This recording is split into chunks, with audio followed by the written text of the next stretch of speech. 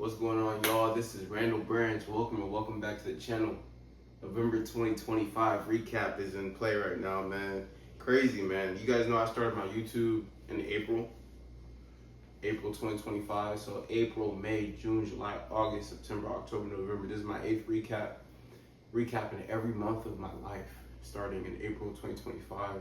And I'm going to continue this, man. This has been fun. This is something I like to do at the end of each month, just to recap. I pull up what I did. You know, obviously in my head, I'm thinking about what I did, but then also I'm pulling up my YouTube videos. I'm looking. The October recap I did was like a 26-minute video. This is not going to be that long of a video because I'm ready to go to sleep. It's 6. It's dark outside. I'm in Oregon. I'm going to wake up early, go hit legs. So I'm going to go to sleep in like the next like couple hours. But I still want to recap this month, of course, man. So we started off road to single digits, man. It's been good, guys. It's been good. So weight check. I'm about 11% body fat right now. I've been lean out. About 179. I fluctuate. My weight fluctuates because I eat a high carb diet. I love including carbs in my. I see a lot of like low carb stuff nowadays, but for high volume training and just in general, if you really care about just maximizing performance, I don't understand why you would do low carbs, but you know, I'm a high carb guy and I like to do my refeed days. I'm not in a deficit 7 days a week. I'm only in a deficit 5 days a week. So on the 2 days where I'm not in a deficit, I do like high carb, like 700 gram carb days. So obviously my weight fluctuates a little bit. So I think this morning I came in at 182, but just had 2 refeeds last couple days. My semi-depleted weight, because it's not fully depleted because I always include carbs. So I'm never just fully in keto and like ketosis and like not have any glycogen. I always have some muscle glycogen in me. And I hope you guys are picking up on this verbiage because, you know, this is part fitness, part nutrition, part health. This is what I talk about. But, you know, I'm never fully depleted with my muscle glycogen. So I'm never going to be like super depleted. So semi-depleted, I was like 179. So finish this month at about 179, we'll call it maybe 180. And I started the month at like 183 or 4. And that's something I've actually really starting to understand. It's like, I'm already lean. Like I'm already in the low teens of body fat. I'm looking to get down to 7 to 8%. It's not going to be like the same. Like you don't want to be losing 2 pounds. And I already knew this, but I'm really starting to understand this. Like we're not looking to lose 2 pounds. We're not even looking to lose 1.5 pounds a week. We're looking to lose anywhere from like 0.75 to like 1.25 pounds a week, right? So this month has been cool, man. Visually, because I take my progress pictures, and I would implore you guys too, man. If hopefully you're watching this video, you're in your fitness journey, you have fitness goals, take progress pictures, man, weekly. Take progress pictures just to keep up on your progress, because the mirror is like that's the goal. Like that's like the main thing, right? It's not the scale. And it's something I even like to tell people asking for fitness advice, man. Calorie deficits, calorie surpluses, the weights in the gym, the weight on the scale, all these are tools to manipulate what you see in the mirror. Like what you see in the mirror is the main thing. So when I get a dude come up to me and he's like 5'7", 190, 18% body fat, and he's talking about, oh, I just really want to get to 200. I'm like, dog, like look in the mirror. Like, you know, you're already big. You already have too much fat. We focus on all these other things, and sometimes we neglect the mirror. And I'm gonna make sure I don't want to start rambling. You guys know how I get. I'm gonna keep this nice and short, but focus on what you see in the mirror. Again, calorie deficits, calorie surpluses, progressive overloading with weights in the gym, right? Lifting heavier weights. The weights that you see on the scale when you weigh yourself in the morning, all these are tools. But the main thing is what you see in the mirror, and if you take pictures of yourself, what you see in those pictures, right? That's the main thing. It's not how much you weigh. It's not, you know, how many calories you're eating. It's not if you could bench 315 pounds or if you could bench 185 pounds, or if you're a lady, if you could RDL with 130 dumbbells or 80 dumbbells. Is what you see in the mirror. That's the main thing.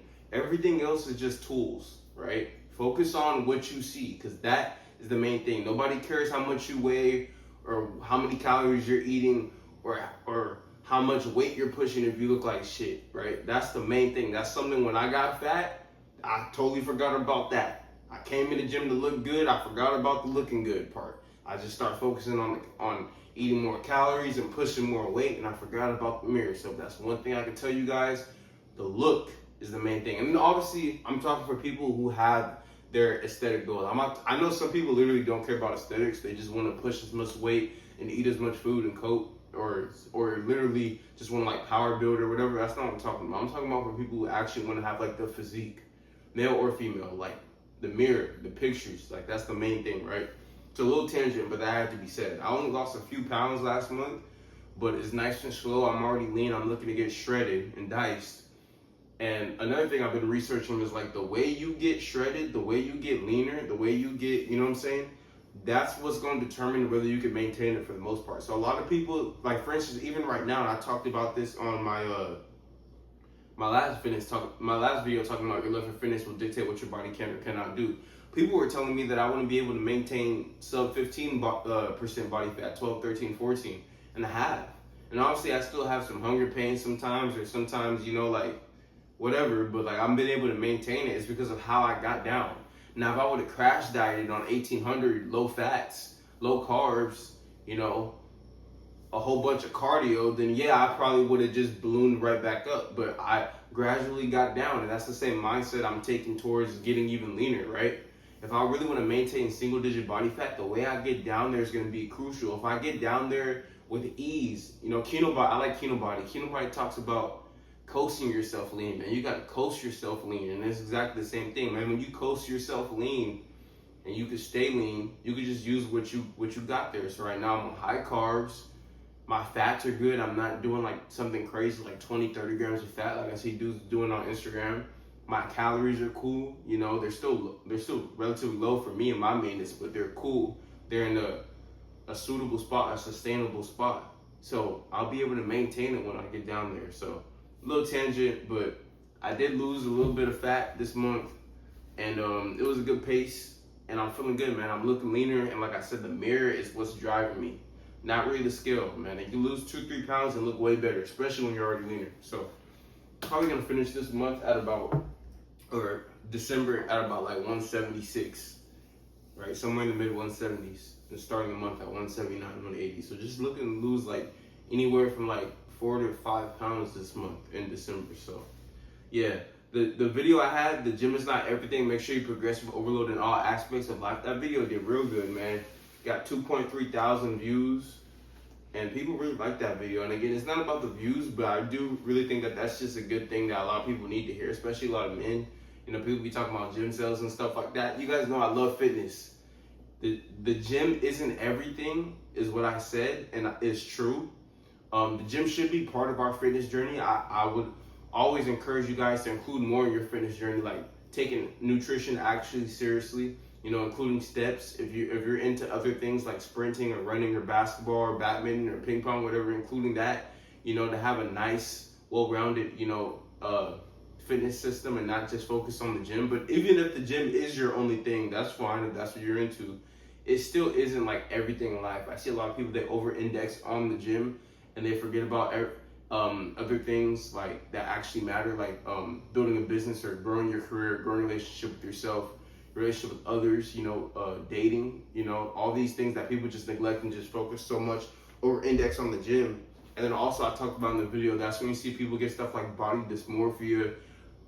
Again, I'm not against steroids if that's your path, but you see a lot of people start taking steroids when that's not really their path, like they know it's not their path.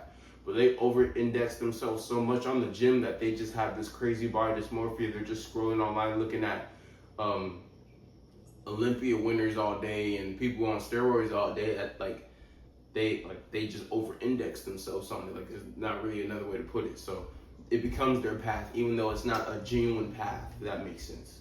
I talked about how to deal with lower energy. Like I said, I'm able to maintain a lower body fat percentage. Yes, sometimes I have energy dips, but it's not nearly as bad as some people I hear talk about who are also at my same similar body fat percentage. Some of that could be genetic because we all have different genetic set points, but most of that is because of the way I eat, man. Stop neglecting carbs, man. If you want to have a lower body fat percentage, if you want to perform well in the gym, whatever, like your micronutrients matter, but so do your macronutrients, man. You can't just eat protein and hit calories. Like, no. Your carbs need to be in a good spot. Your fats need to be in a good spot. I am very knowledgeable when it comes to fitness, health, and nutrition.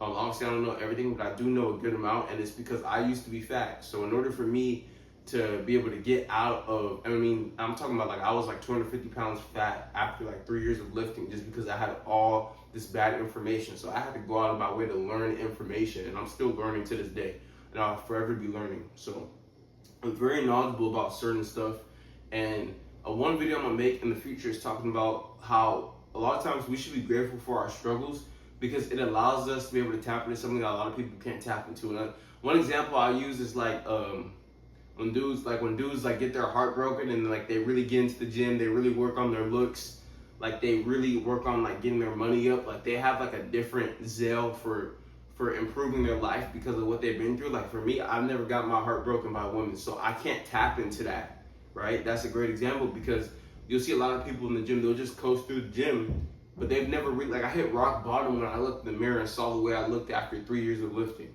So I was forced to learn, and now I have a certain knowledge about health, fitness, and nutrition, a certain interest in that most people will never get into, because they'll never get to that dark place. And I say dark, I'm not, I'm saying it, dark place that I got to, right? So that's something that's actually really important. That's a video I want to make, man. You could use like those rock bottom places that you hit to really level up, and you'll be able to attack things from a different place that a lot of people can't because they haven't been there, right? So that's one video I talked about dealing with lower energy. I talked about society treating you bad because you treat yourself bad. Every day you see people who look like they don't take care of themselves online, talking about the way that people are treating them when they don't treat themselves good. I just think it's ridiculous, man. If you want people to treat you good, you gotta treat yourself better. There's nothing really to say about that. I'm tired of seeing people say that. People are always gonna say that because people lack self-awareness, and I understand. But still, man, if you want people to treat you good, treat yourself better. And like I talked about in the video, does that mean that everybody that you run across will treat you better? No. But it will mean that you have such high standards for yourself that you're not putting up with it, man. So, next video, I talked about being present in the moment when pursuing your goals. And that's extremely important, man. I'm talking about the fact that we're always going to be able to move the goalposts. We'll always do that when we have that ambitious mindset.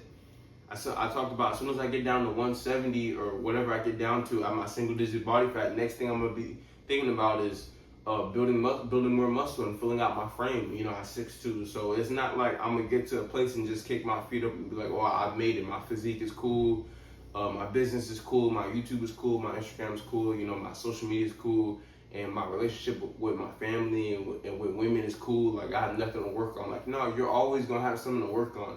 So because we know that, and because we know we're ambitious, we have to be present in the moment. We can't tie happiness to the end goal, because there is no end goal. The destination is what we're after, not excuse me, that's not what I meant to say. The journey is what we're after, not the destination, right? So our happiness needs to be tied to the journey, right? We just need to be happy that we're up and we have goals and we're active and, we have our head on straight. That's where our happiness needs to be tied towards, not the end destination, because as soon as we get to that quote unquote end destination, we'll just move the goalposts and have a new goal. You know what I'm saying? Last but not least, I talked about your love for fitness will dictate what you can and cannot do with your body. And this is something that's extremely important, man. I'm not against low volume. I'm not against, all these different training methods, because people do have different times and different, people have different work capacities. People's bodies have different limitations. I understand that. But my overarching point is that when you have a love and a true zeal for whatever you're going after, a true zeal, I don't know why I keep saying zeal, a true zeal for whatever you're after, you'll be able to do more than most people can imagine, man, just because of the true passion that you have. Somebody that I really like listening to is Surgeon Bray, and he's one of my favorite bodybuilders back in the golden era, and he talked about just having a love and a true passion for what you're doing, and how that allowed you to do more than most, and how you won't even really be tired, man. You'll just continue to just grow and get better and have a true passion for what you're doing. And I see a lot of people nowadays, they don't really have a passion for fitness, but obviously they want to get in good shape because they know they'll look good and they'll get better energy from the world. So that's when you'll see a lot of people try to make shortcuts, or every time you go online, all these fitness coaches try to promise you how you could get the body that you want without giving up your favorite foods, or with only giving 57 minutes a week to fitness and stuff like that, man. I don't preach that. Like when I have people that want to work with me that only have they only have 4 hours a week to work, then cool, we'll make a program for you that'll suit you. Or if I have you and you're like, look, I'm not trying to build this like crazy physique, but I do want to lose some fat, I do want to put on some muscle, cool, we'll make a program for you that I could work with different people in different interests. But again, my overarching point is that the body can do a lot, man. Your body can do a lot. Your body was made to adapt. You are here because of adapting. So to think that, and I talked about it in the video, to think that there's men like Shohei Ohtani, these are human beings, man. LeBron, you know, even men like Alexander the Great, who was like 18, 19, conquering nations, right? To think that there's these men that are able to do such incredible things with their body, and that there's other men that complain about spending like longer than 35, 40 minutes in the gym because it's overtraining. Like, there's a gap, right? There's a gap. And I just want people to understand that there might be a gap because we're not all the same. Some people are literally meant to do less on earth than others. But you could do more, man. You could do more. And I just want people to realize that, man. Really realize that, man. Like, there's people who are able to tap into the passion that they have for whatever they're doing, whether it's within fitness, whether it's within business, man. There's people who could just be working on a project for 10, 12 hours, right? Just be sitting up here working on a project. There's people, I remember I used to have like some chicks used to help me with math when I used to struggle with math early on in college, and they had such a passion for math. And I'm just sitting here like, how can you be sitting up in here like working on math for 3-4 hours? And it's because of the passion. That's their work capacity, and their work capacity is where it is because of the passion that they have for math. Where me, my work capacity for math is about 15 minutes and I'm tuned out, you know? But with fitness, I could be in the gym for a few hours and it's not gonna be overtraining because my recovery is good and my food is good, and I'll still be able to push with the intensity I need to push because up here, I'm where I need to be, right? So that's the November 2025 recap, man. I hope you guys enjoyed this video. There's a lot more I want to talk about, and we'll have to save that for December. So again, this is Randall Branch, man. I hope you guys enjoyed this video. I hope you guys took some value from this video, and I'll see you guys in December 2025, man.